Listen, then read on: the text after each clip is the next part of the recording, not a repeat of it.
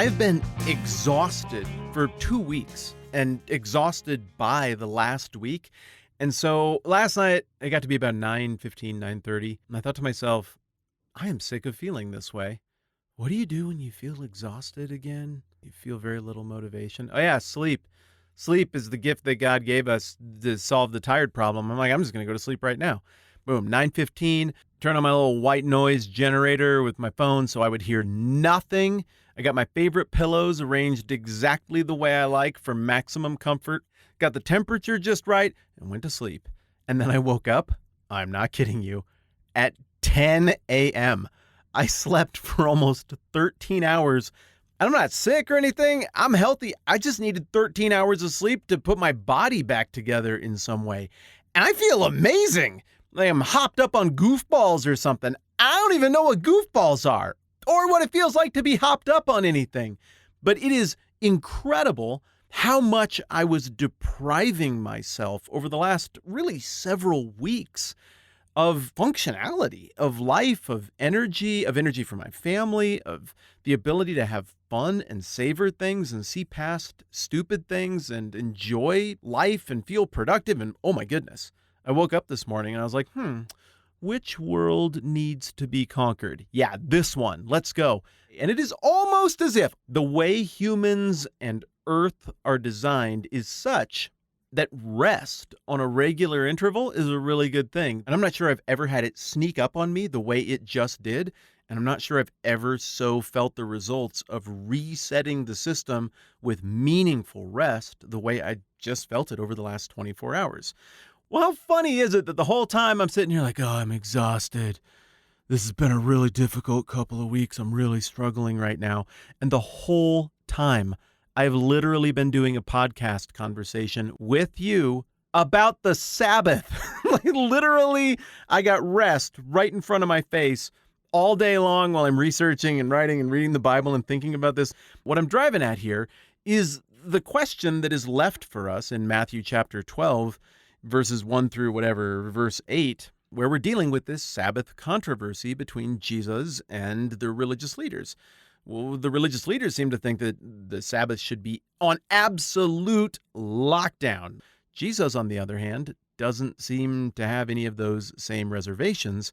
And these two interpret what at the time is the Bible completely differently. And it is problematic. So clearly, as we open Matthew chapter 12, there's a lot of tension between these two parties, so much so that, am I to understand that the Pharisees are maybe even just walking along and shadowing Jesus and his disciples, eyeballing them carefully to see if maybe they touch something or lift something or sow something that they're not supposed to on the Sabbath? And they're like, boom, got it. Hey, you can't do that, they say, paraphrases mine, over the disciples rubbing some grain together in their hands and eating it.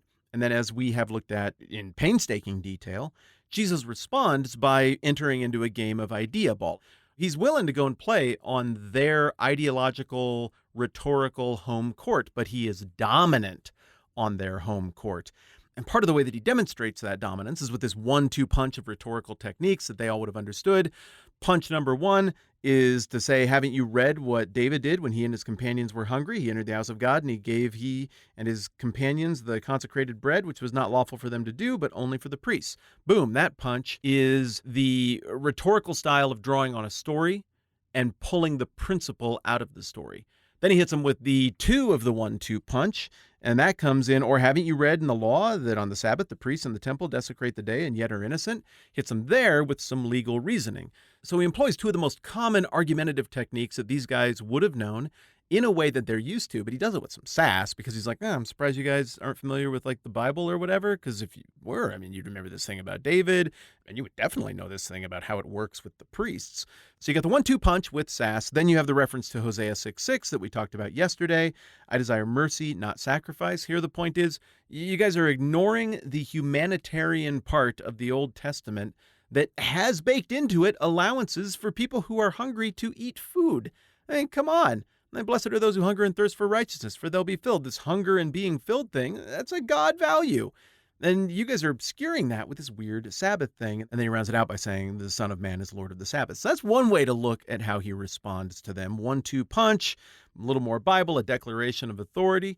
So in grand summary of multiple episodes worth of conversation about this, the point of this passage never really was about the Sabbath. It's about the authority of Jesus.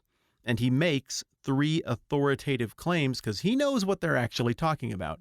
I'm greater than David. I'm greater than the temple. I'm greater than the Sabbath. So the reason the Pharisees don't respond and the debate doesn't continue is because there's nothing left to debate. Jesus just dropped the hammer, and either you accept his authority or you reject it. They reject it, so we're done here. I don't remember who asked, but somebody in the subreddit brought up a great question in response to this whole Matthew 12 thing. They were like, what did Jesus actually say here that was so dominant that the Pharisees couldn't even reply? And I think the answer as presented by Matthew is twofold. One, he really did outmaneuver them using the 1-2 punch and techniques they were familiar with. They just didn't have an answer for it immediately. Maybe they would have if they'd taken more time and if 2 hadn't happened. But 2, he made these claims to authority. And so my guess is that the Pharisees were like, all right, that's blasphemy. You're saying you're bigger than the Sabbath? Well, you really want to make these veiled claims to deity? Because that's not even that veiled. And that is blasphemy too. You want to say you're greater than David? No. We're just too offended. And so I think they were able to hide behind the offendedness thing and just walk away from the discussion.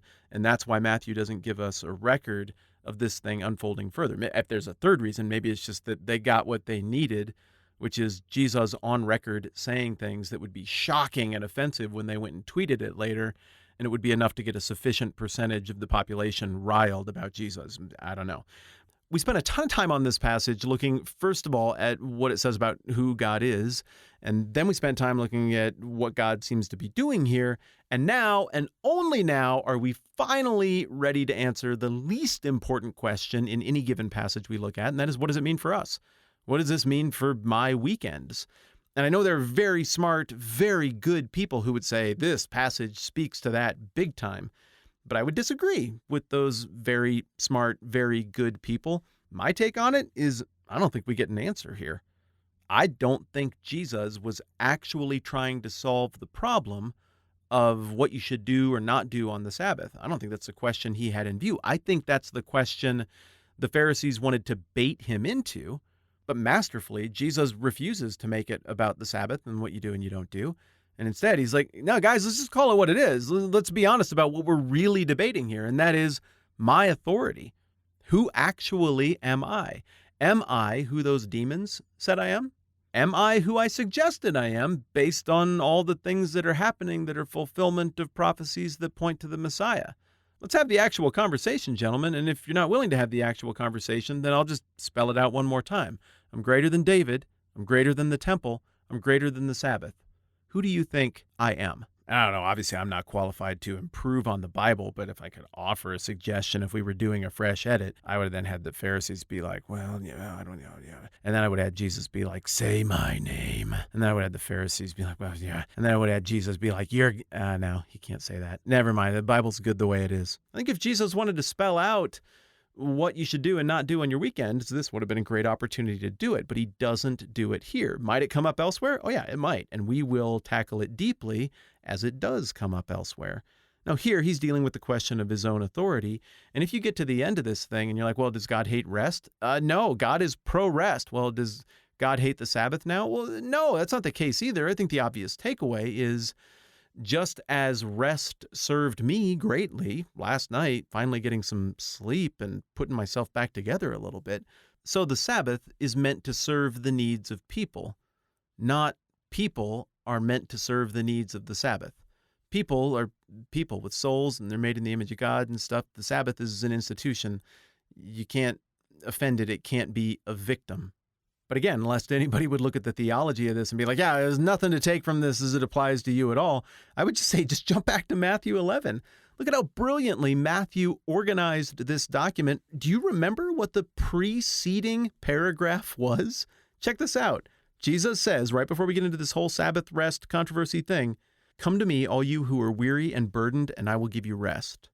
Take my yoke upon you and learn from me, for I am gentle and humble in heart, and you will find rest for your souls. For my yoke is easy and my burden is light. And then we get right into the stuff that we just spent the last week or whatever looking at. Dang, that is a very intentional contrast and a very intentional statement that ultimately rest is not found in the notion of Sabbath. Rest is found in the King. High five, my friends. We just finished the very long look at Matthew chapter 12, verses 1 through 8. Tomorrow we're on to verse 9 and whatever is next. Thanks for making time to hang out with me, and get a good night's sleep tonight. It'll make a difference. I'm Matt. This is the 10-Minute Bible Hour podcast. Let's do this again soon.